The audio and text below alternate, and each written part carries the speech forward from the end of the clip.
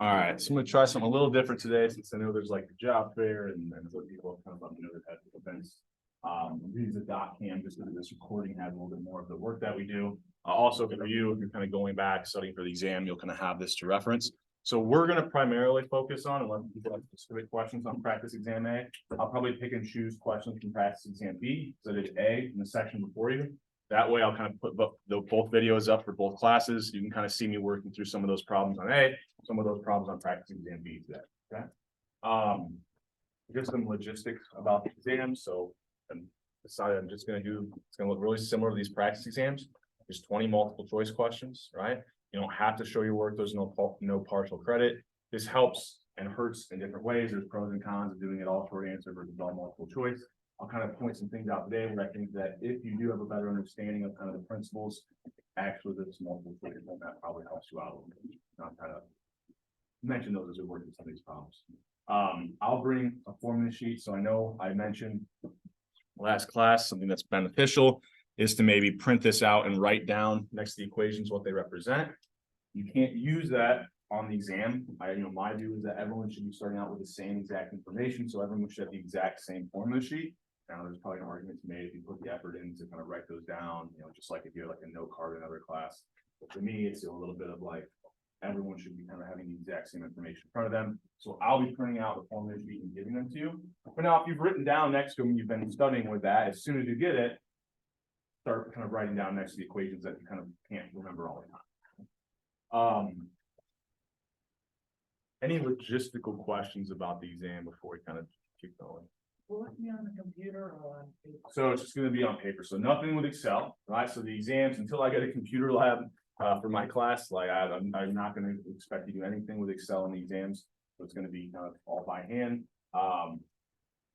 Which is, there's a lot of benefit in knowing how to kind of approach these and tackle these by hand. It also kind of makes a good way for me to evaluate if you understand what these statistics are and kind of how to calculate them, right? In practice, yeah, you're gonna be able to use Excel and things like that. But this kind of breaks it down to make sure you have kind of a base for you to understand. Any other logistical questions? Yeah. It's on Friday, right? Yep, Friday in class, right? Just normal class time. Use that 50 minutes. I'll generally try to kind of I got a class right after this, but if I can give an extra 5 minutes, but let the other class in, closer to the time we start. So you have about 55 minutes. So be aware of that as you're taking the exam as well. Any other questions? So just kind of walking through real quick, I'll point some things out. The formula sheet, and if you notice, the exam itself will look very much like the practice exams. They kind of follow the flow of the class, right? So the questions are kind of in order. So same thing with the formula sheet. Excuse me. We talked about relative frequencies, population, sample mean, population, sample variance, population, sample standard deviation, median, weighted mean, weighted variance. If we had kind of those bins, we had to use the midpoints. Excuse me, covariances, correlation coefficients, our kind of probability laws, right? Complement rule, addition rule, multiplication rule. If they're mutually exclusive, we said this kind of simplified. If they're independent, we said this should hold.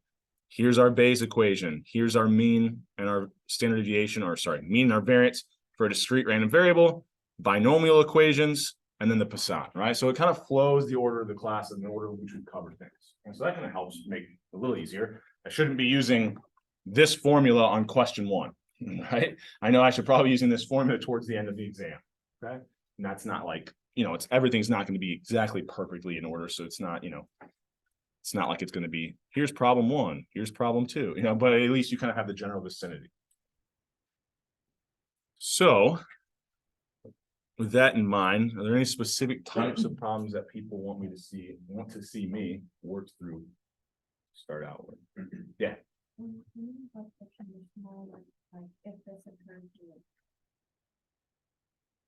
Are you talking about like these down here where we're looking at Bayes equation? Yeah, that's a good one to start out with.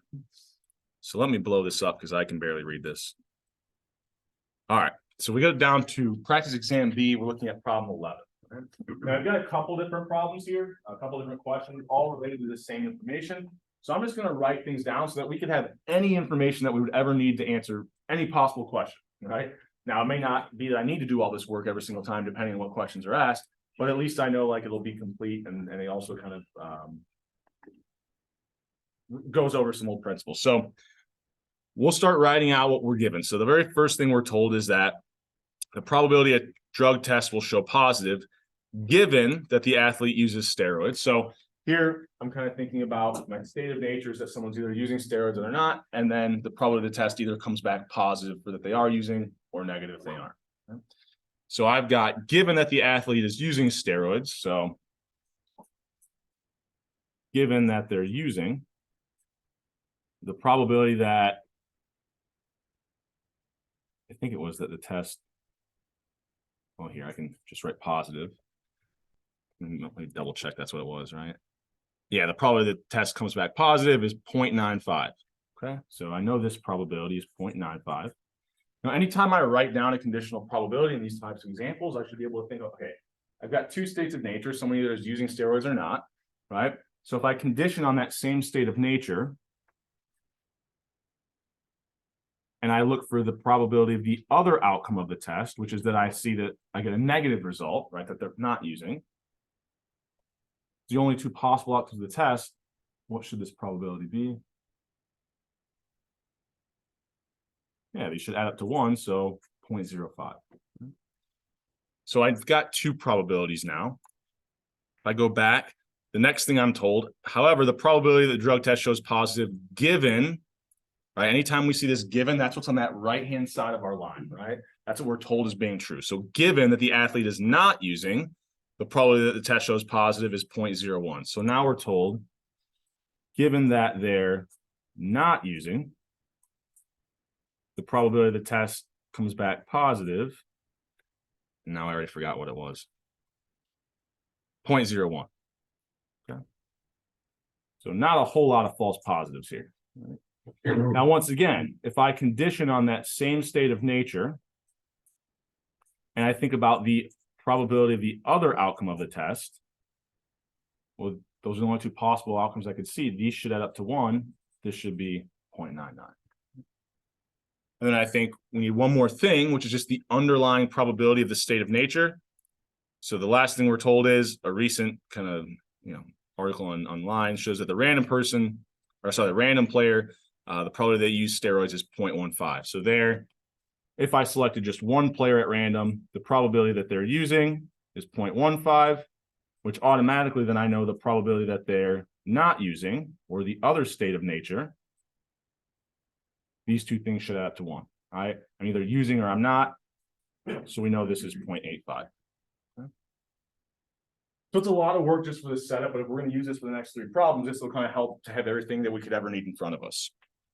So the actual problem in 11, before we get to a Bayes problem, right, is just asking you for what's the probability of this event and this event, right? So the probability that they're using and the test comes back positive, right? So what we're looking for there is the probability that they're using and the test comes back positive. Okay. So if I'm looking for the intersection, this and terminology, I go to my formula sheet and I'm kind of reminded, if I want to find an intersection, I can use that multiplication rule by taking that conditional probability, multiplying by what I'm conditioning on. So if I've got this in front of me, all I'm going to do is identify what my event A and B are, and then write this out in the context of my example. So here's my event A, here's my event B. So my event B was that it comes back positive, given that they're actually using, or given my event A. And then I ran out of room, but we're multiplying by whatever I'm conditioning on, or the probability of whatever I'm conditioning on. So we'll multiply by the probability they're actually using. Well, now it's just a matter of, given that they're using, probability the test comes back positive is 0.95 times the probability they're using, 0.15. Okay. This is going to be 0.14 or something like that. Questions on that? Oh, thank you. Yeah, let me know if like I said, I'm out of practice of using this a little bit, so.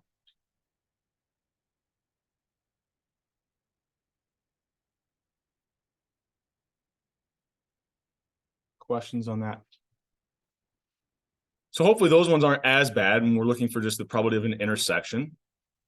The next one is a similar thing. It's just looking at different events.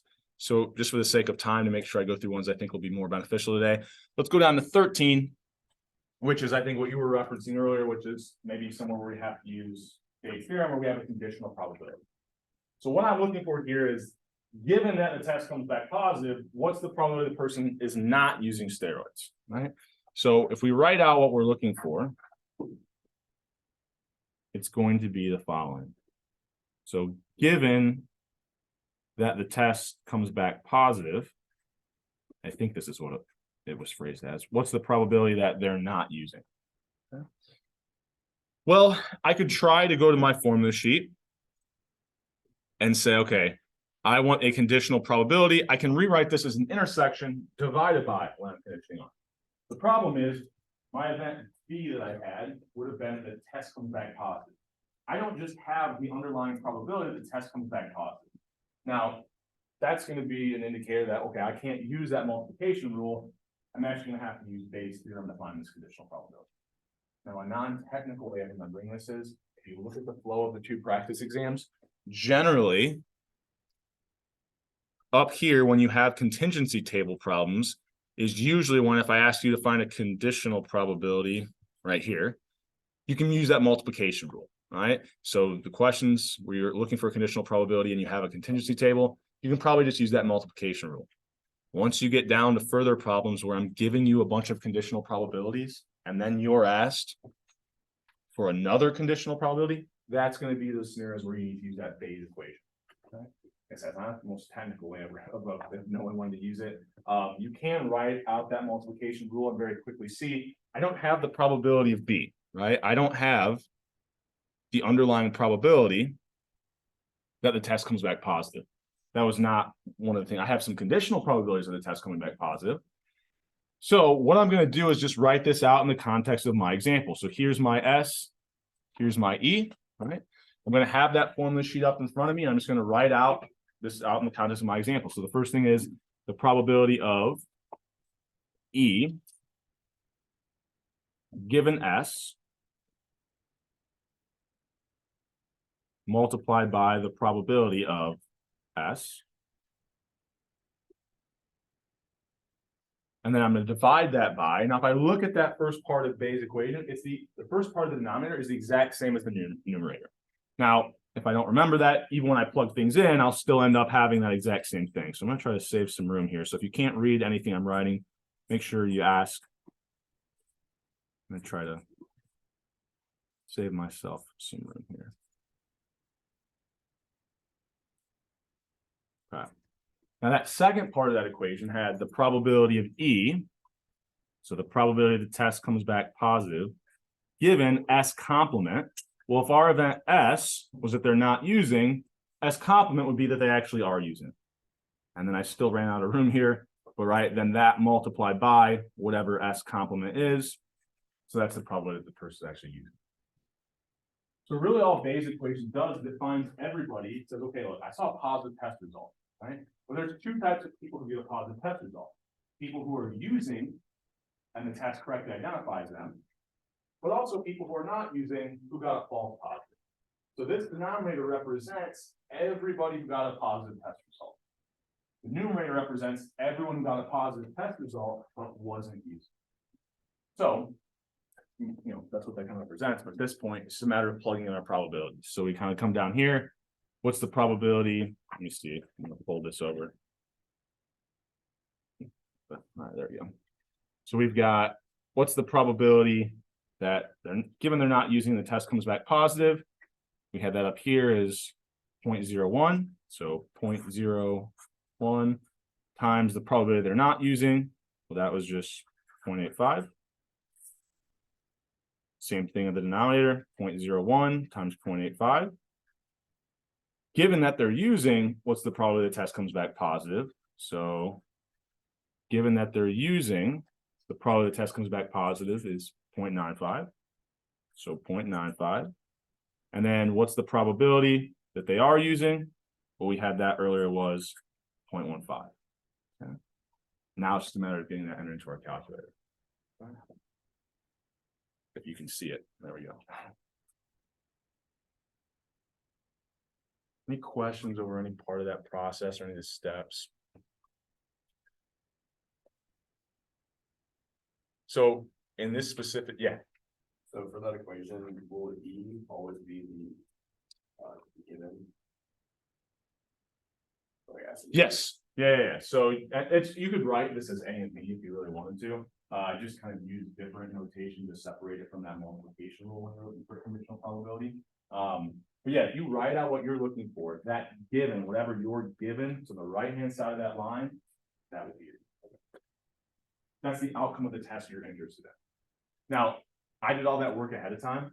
You didn't need to do it for this specific problem, right? Actually, all the probabilities we used were the ones that we are, oops. I screwed this up, but whatever. All the ones that I used were ones that we were actually given. If I instead had asked you for something like, what's the probability that given the test comes back negative, what's the probability they're actually using? Well, then I would have to use these other probabilities that I had to, you know, kind of indirectly was given, right? I was only given 2 conditional probabilities, but anytime I have a conditional probability in these examples, I automatically know another conditional probability as well, right? Because if I condition on the same state of nature, the 2 outcomes of the test, those conditional probabilities have to add up. Any other questions on that before we keep moving? Any other types of problems that you want to see some examples work through here today? Everybody knows everything? Yeah. Do like a weighted mean problem. Yeah. So let's go.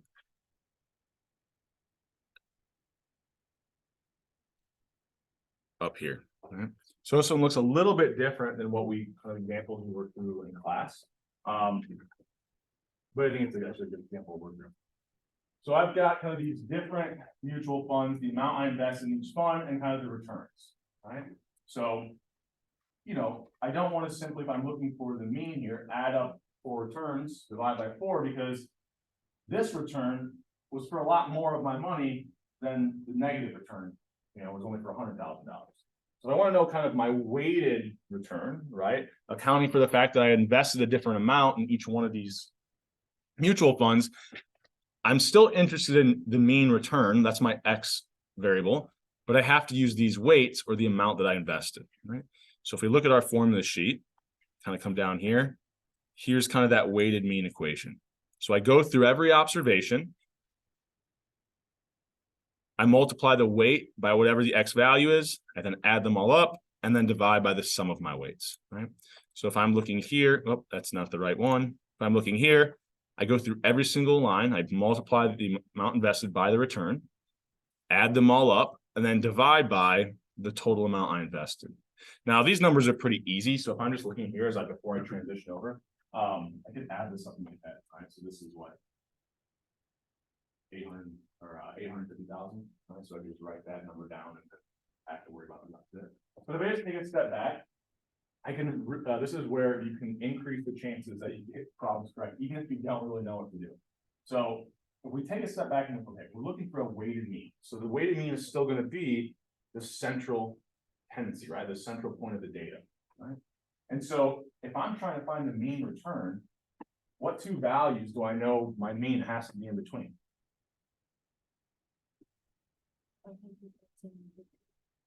So if I'm thinking about the amount returned, right, and I'm looking for the mean of that variable. Now I'm weighting these values, right? But even in weighting them, I know that the mean return has to be somewhere in between my maximum and my minimum, right? That was something just like for the regular mean we talked about. It has to be somewhere in between the maximum and the minimum. That's a little bit more difficult with a weighted mean example because you have to remember, I've got another variable now. That's not what I'm looking for the mean of. That's just what I'm using as weighting the variable I'm interested in, which is the return to this side. So I know it has to be somewhere in between these 2 values. So if I'm looking over here, I can rule out B and B right away, even if I don't know what to do from here, it's a 50-50 shot, right? We'll do some binomial stuff later, but you can kind of imagine, like, if I could set the exam of like a binomial, I've got 20 questions, the probability you get a question correct, you just guess is 0.25. So you can figure out the expected number of correct answers you get, over all 20 questions with that underlying probability of success. But if you just take a step back and you know a couple of these, rule some answers out and know these basic principles, well, I've now increased that probability from 0.25 to 0.5, if I'm guessing, right? And that changes dramatically the number of expected questions you get correct, even if you're just guessing after making a very quick, just, oh yeah, I can rule out these because the mean has to be somewhere in between my maximum and my minimum returns.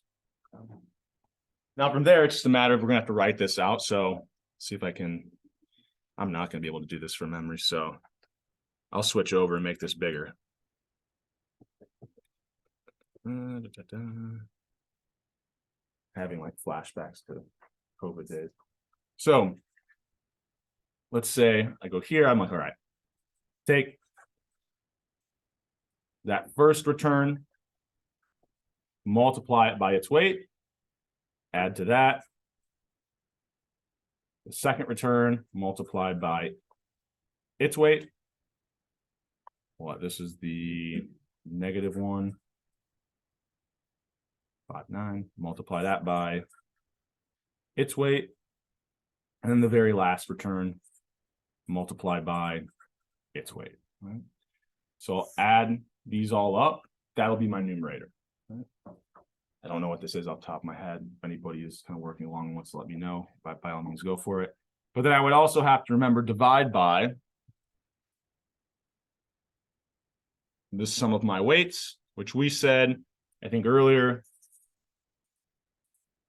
is 850,000. I know this is very goofy, but this whole thing is the numerator. So if you want to picture it this way, as I knew I was going to run a room if I'm trying to write side to side. Any questions on that?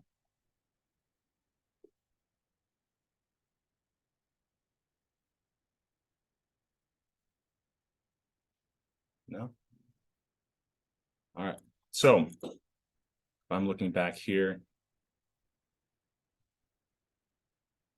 another thing that I would probably think about is, well, look, the two values that are influencing the mean the most, right, or have the highest weights are these two values. So if I've already ruled it out, and I'm just between A and C, well, which one of those makes a little bit more sense, right? If I'm thinking about the middle point of this data, and I know that 18 and 14 or about 19 and 15 or 0.19, 0.15 are going to be weighted the most. Probably think my mean is going to be a little bit closer to those values. So if I'm just guessing here, probably going to go with the higher value, right? I think it's a little bit closer to those two values that were weighted the most. Sure enough, I think if you work this out, I think the correct answer is 0.131. So sometimes without even using the equation, you could take a pretty educated guess here and get it correct, right? Now, it's not always going to be the case. I'm just using that as kind of a point for this specific problem. Okay. Any other questions on that one? Yeah. Over a weighted standard deviation. Yeah, so I would say what would be more important than knowing how to do a weighted variance or standard deviation. I wrote the exam, so I might know. Is doing something like a weighted variance or weighted standard deviation, but for a discrete random variable, right? So this is like the exact same one that we went through in class. Like I just kind of used the same problem there. But we could do from practice exam A, kind of get a little bit different of a look. Like maybe I have something that looks like this, right? So if I've got, the number of weeks someone gets sick in February, I've got these different probabilities associated with, I was sick 0 weeks, 1 week, 2 weeks, 3 weeks, 4 weeks, etc. How could I find my expected value? And then also how could I find maybe a standard deviation? So the expected value one is almost just like what we just did. We've got this variable X we're interested in, which is the number of weeks. We've got weights associated with each one of these outcomes. We just go through, multiply the weight by the X value, add them all up. But now when I divide by the sum of my weights, the sum of these weights from adding up the probability of every outcome should always be 1. So that's where we had that variance or standard deviation. If we can calculate the variance, we can always get the standard deviation. is gonna look a little bit easier. You don't have a denominator now, because the sum of my weights is equal to 1. Okay, so that one shouldn't be too bad.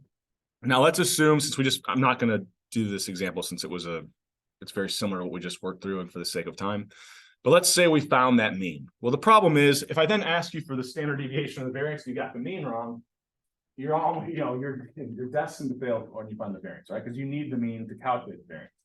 So what I'll generally do, and I did it earlier in some problems as well, is if I have questions that are related, so I don't want you to make cascading errors, I say assume that this is what the mean was, right? So everyone's starting off with the exact same mean in problem 15 on practice exam A. Okay. So assume that you found the mean was 2, right? What would the standard deviation be for the random variable, which is the number of weeks you're sick in February? So go to our formula sheet. Here's our variance equation. Now I didn't write in a standard deviation equation here, but what's the only additional step I'll need to add? Once I find the variance, simply not squared, right? I actually want to take the square root, right? So the variance is the standard deviation squared. To go from the variance to the standard deviation, I take the square root. Yep. So I'm going to go through and do this for my example and see if I can pull this up, and then I'll kind of switch over as well. So let me go back here. So I'm assuming the mean is 2, right? So what I'm going to do is I'm going to go through every single observation. So, or outcome, I should say, 0. I'm going to subtract that mean of 2, right? Square that, and then multiply it by the probability I see that outcome, right? So multiply that by 0.45. Okay? And then going to add in the second one, right? So the outcome of 1, subtract that mean of 2, square it. Well, what was the probability I saw the outcome of 1? Multiply by 0.25. And then it's going to have to go through and do this for every single outcome. And I'll switch over here, but just so I can get these numbers correct before I do, you can kind of see me working on this. So 4 minus 2 squared times 0.05. So, right, just writing this all out on one line. This is all I have to do to find that. It's essentially a weighted variance for a discrete random variable. Any questions on that before we keep moving? It's just gonna be what? 0.9 plus 0.25 plus 0 plus 0.1 plus, oh wait, no, this isn't 0.9. This is 1.8, and then this is what? 0.2, if I'm doing math in my head correct. So we get what? 2.35. So that's my variance. I'm doing the math in my head incorrectly, let me know. But so that's my variance. The only other step I need to do now is what? I said earlier, I want not the variance, I want the standard deviation. So I need to take the square root. Okay. This is going to be like 1.6 or 7 or something. Any questions on that? So yeah, if you're worrying about, if you're studying, maybe the weighted variance isn't as important, or weighted standard deviation is maybe doing kind of a variance or standard deviation for a discrete random variable. Very similar, right? But I have the exam written, so I know that it might be a little bit more worthwhile than kind of what. Okay. Any questions on that? So I'm guessing that's what? Square root of 2.35 is probably 1.53. It's a little bit lower than I thought off the top of my head. Now, what's one answer I could rule out here before I even go and get lost in the formula? Yeah, I'm looking for a variance or a standard deviation. The lowest that could ever be is 0. So negative values don't make any sense for a variance or standard deviation. So right away, once again, if I'm completely clueless, I just went from having a 25% chance to getting the question correct to a 33% chance, right? And it doesn't sound like much, but like if you do this for all these problems and rule out these answers, like if I'm taking this exam, I'm like looking at the problem. Before I even look at the formula sheet, I'm thinking, what is the statistic or what am I trying to calculate? What answers even make sense? Okay, I'm looking for a standard deviation. I'm just going to take my pencil and cross it off right away.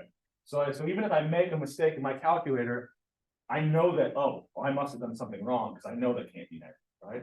And we'll see some other examples here as I work through a couple more problems of that as well, okay?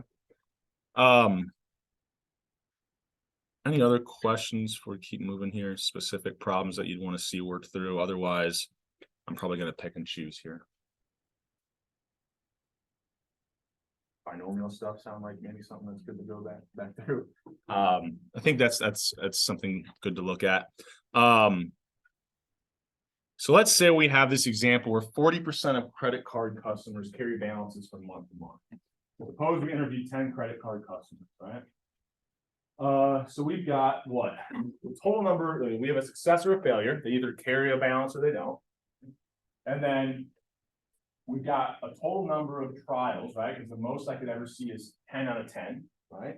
And I'm interested, I've got an underlying probability of success that any one person carries a balance, which is 40%, or a probability of 0.4. Okay. So if I wanted to find the expected number of customers who are going to carry a balance here, this is a binomial example, right? We've got success, failure. We've got to cap the number of successes we can see. It goes back to this very intuitive formula. I'll show you the formula sheet for a second, but we just said what? If I've got 10 credit card customers, I expect 40% carry a balance. What would the expected number of people that carry a balance be? 4, right? What'd you do in your head there? We simply took the number of trials times that probability of success, 10 times 0.4. Now, notice I've got these grouped together, but these are all things that we're going to use for the binomial distribution examples. Okay. So I've got my mean. The next question, I believe, is what's the probability exactly? Oh, I've got the variance here as well. This is, once again, we've got a variance equation here. It'll just be a matter of plugging in kind of that number of trials and the probability of success. I probably won't be as kind on the exam to give you 2 questions like that, because I think both of those should be relatively easy, right? They're pretty easy formulas. Once you identify this as a binomial distribution kind of example, the variance and the mean should both be equally as, well, the mean is probably a little bit more easy to calculate because it's somewhat intuitive, but the equations themselves are pretty easy. If I instead said, okay, what's the probability that I see exactly 4 customers carry a balance? Okay. So I want to know, okay, I've got the mean, but what's the probability I see that expected value of 4? Okay. So I've got to identify 3 things in these types of problems, which are, what's my number of trials? We said here we had 10 people. What's my underlying probability of success? Well, that was 0.4. And then what's the probability, or what number of successes am I looking for the probability of? Exactly 4. So my X value is going to be equal to 4. Okay. These are the only 3 things I need. I'll then go to my formula sheet. Okay, here's my binomial probability mass function. And this will give me the probability of X being equal to whatever I want, 4 in our example. I'm just going to write this out in the context of my example. I've got it in front of me. I'm just going to plug my values in. So I've got what? N factorial over X factorial and minus X factorial, probability of success to the X power times 1 minus that probability of success to the N minus X. Just plugging in my values there. Now, if it was me at this point, I'm going to simplify things in my head instead of trying to add in a bunch of parentheses in my calculator. So I've got what? 10 factorial over 4 factorial times 6 factorial. I can do 10 minus 4 in my head. 0.6 to the 6th. Just kind of get rid of those right off the bat. Okay. Now at this point, hopefully you found that factorial button on your calculator. So it's usually under like a PRB kind of button. And go over it. There's an exclamation point there. If you can, or you haven't, I strongly suggest you do. But you could do this one by hand too, right? I could just write this out. So 10 times 9 times 8 times 7 times 6.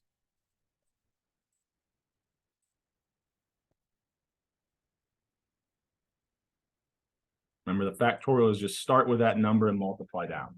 Well, everything from 6 cancels. Now I've got a slightly easier kind of equation I can get entered into my calculator. And obviously I have these components still as well. I'm just kind of mainly saying how you could break down those factorials even without the benefit of a button in your calculator. Any questions on that process? Anything I did there? Where's my water? All right. So I want to make a couple points though. If we go back to that practice exam B, and I think about what's the probability that exactly for. First of all, which of these can I rule out right away?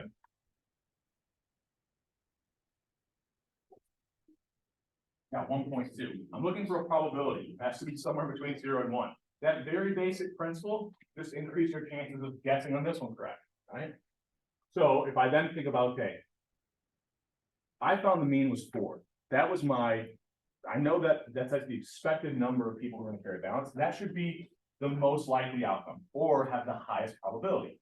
Well, if I'm thinking about something having the highest probability, 0.07 seems pretty low, especially when there's only like what 11 outcomes I could see, 0 through 10.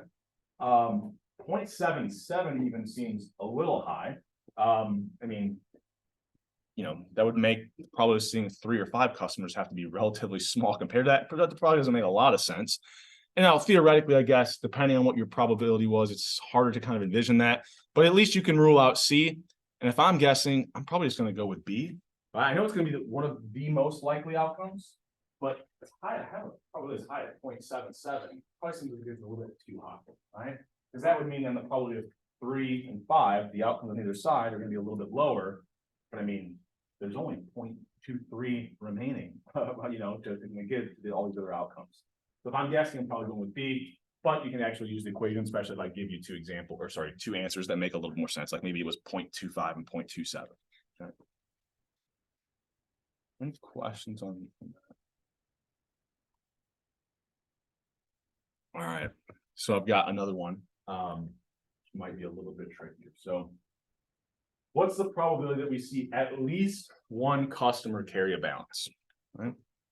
So we want to know what's the probability that at least one, so what we're looking for there is the probability X is greater than or equal to 1. Now, the problem is if we write this out, this is going to be the probability that X is equal to 1 plus the probability X is equal to 2, all the way up to when X is equal to 10. I got to use that binomial equation 10 different times. There's no way I'm going to have enough time to do the rest of the exam. So if you write this out and you're like, there's no way, probably means there's a rule we can use that makes this easier. So what did we say we could do if we think about this as event A? Just do 1 minus 2. The complement, yep, which is that X is less than 1. Well, remember, this is discrete. We either see 0, 1, 2, 3, 4, 5, 10 people carry a balance. So what's the only probability that, or the only outcome that meets this criteria? Probably X is equal to 0. Okay. So now I only have to use that binomial 1 time and then subtract it from 1. So I go ahead and I write that out in the context of my example. I'll kind of show you that when we're looking for all successes or all failures, our life becomes a little bit easier. And this was, 1 minus that probability. I'm just kind of shorthanding that one. So here, anything to the 0 power is 1. So I can ignore that. Multiplying by 1 doesn't change anything. 0 factorial is 1, doesn't change anything. 10 factorial over 10 factorial doesn't change anything. Simplifies down to simply 0.6 to the 10. Right? Now, this is where, before you get lost in the equations, you can set yourself up so that you don't make easy mistakes. So if I'm thinking about this logically, remember what I'm originally looking for was the probability at least one person carries a balance.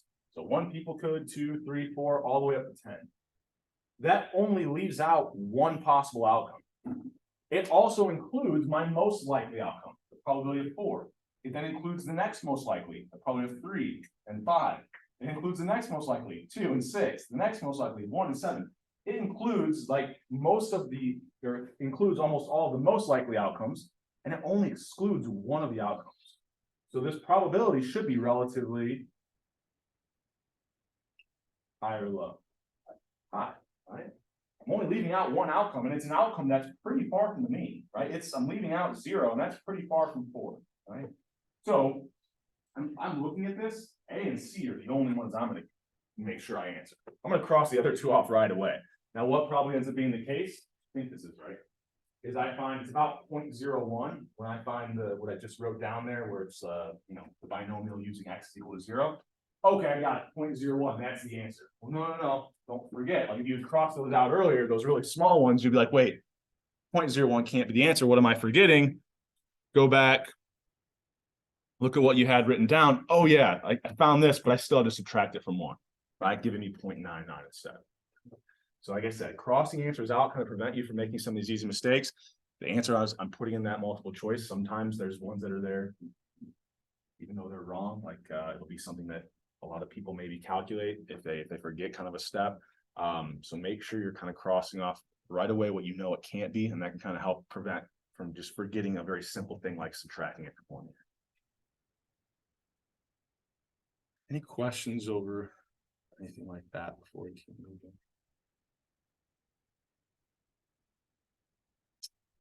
So I wanted to do one more thing. And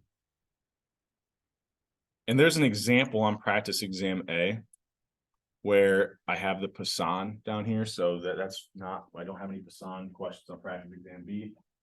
But what we kind of covered on Monday, what I could expect to know is how to use that Poisson distribution, right? So I'll go through an example here. I think the other class, I showed them an example where we would go to a longer to a shorter time interval. So if you want to look at that video, there's one with me doing that. But I could also expect you to know, well, what's the probability if I go from a shorter to a longer time interval? So I'll give you an example. So here I've got the number of people struck by lightning every year in the US is on average 3, right? So I've got this time interval of a year. I've got the average rate I usually see of this number of successes, or the number of people being struck by lightning. If I wanted the probability of, let's say, less than 2 people being struck by lightning in the first or in this next year, what's that going to be? So I think about what I'm looking for there. Oh, and I screwed this up or whatever. So I want the probability that, wait, what did I say? At least 2, I think. So that would be greater than or equal to 2. Let's make sure that was, no, less than 2. Well, that makes it even easier. Probability it's less than 2, right? What are the only possible outcomes that meet this criteria? Well, the very first one would be that x is equal to 0. And then I would add to that the probability x is equal to 1. And then I would add to that nothing. That's it, right? Those are the only 2 outcomes that meet this criteria, okay? So I now use that Poisson distribution equation where we were told the average rate, or lambda, was 3 people being struck every year. So I go to my formula sheet. It's down here. I'm just going to plug in my value for x, which was 0. Lambda was 3. So what? Lambda to the x, e to the negative lambda over x factorial plus lambda to the x, e to the negative lambda over x factorial, right? Now, there's a lot of stuff that simplifies here, right? 0 factorial is 1, 1 factorial is 1, 3 to the 0 is 1, right? So that this isn't quite as difficult, but that's how I just approach a general Poisson distribution equation. What if instead, so you have the average over a year was told to be 3, right? What if I said, okay, what's the probability that I see 25 people struck and killed by lightning over the next decade, right? Well, I'm going to a different time interval, right? Shorter to a longer time interval. So I'm going to need to know my average rate over a decade. So how can I find that? 3 people on average are killed every year in a decade. Yeah, times 10. You guys are scaring me, right? Like I've got 10 years, right? I'm going from a year to a decade, right? There's 10 years in a decade. So if the average rate on the year is 3, the average rate over 10 years would just be 3 times 10, right? I'm multiplying by some factor to update the average. If I'm going from a shorter to a longer time interval, Well, I know the longer time interval, we're gonna have a higher average. More people are gonna be struck by lightning over the next decade than in this 1 year, right? So I multiply by that factor when I'm going from a shorter to a longer time period. Well, now I've got my lambda, right? Now it's just a matter of getting things plugged in, right? So lambda to the x, e to the negative lambda over x factorial. Questions on that idea? Question. Yeah. So like, at least two, Mm-hmm. if you like one minus. Yeah, that's the one I started to do. But if I had said, it's a good question, at least 2, so I want greater than or equal to 2. Well, that would be the probability it's equal to 2 plus 3, 4, 5. I don't even know where to stop in the Poisson, right? I have a population in the US, or I don't know, or the population in the world. And so if I think about this is my event A, in the Poisson, anytime I want the probability fits a graph, I can't find this, right? Well, I can, I just can't do it the way where I take the probability x equal to 2 plus 3 plus 4. So here's my event. I know that that's the same as 1 minus the probability of that event's complement. The complement is being less than 2. So then it would be kind of similar to what we did before. The only 2 outcomes that meet that criteria, 0 and 1. Once we find those, subtract them from 1.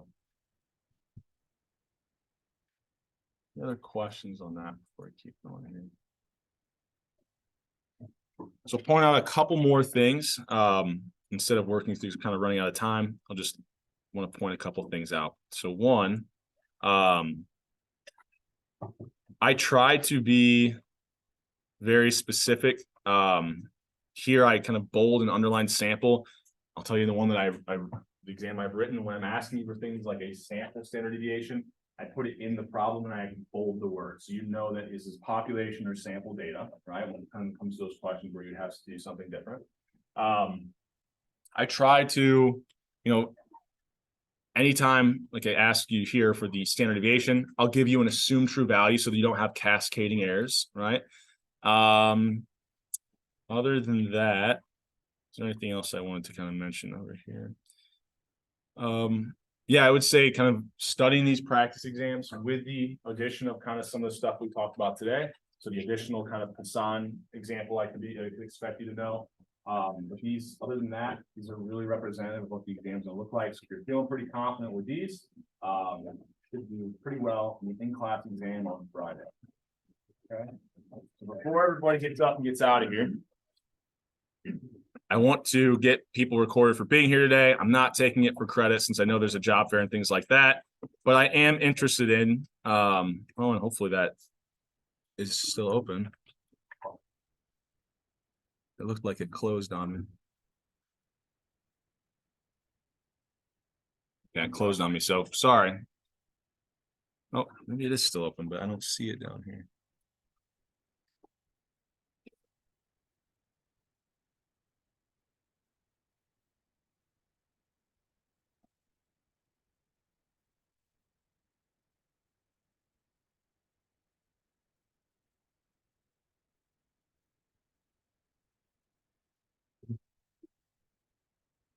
Sorry about this. Point out why I'm doing this here in a second. So...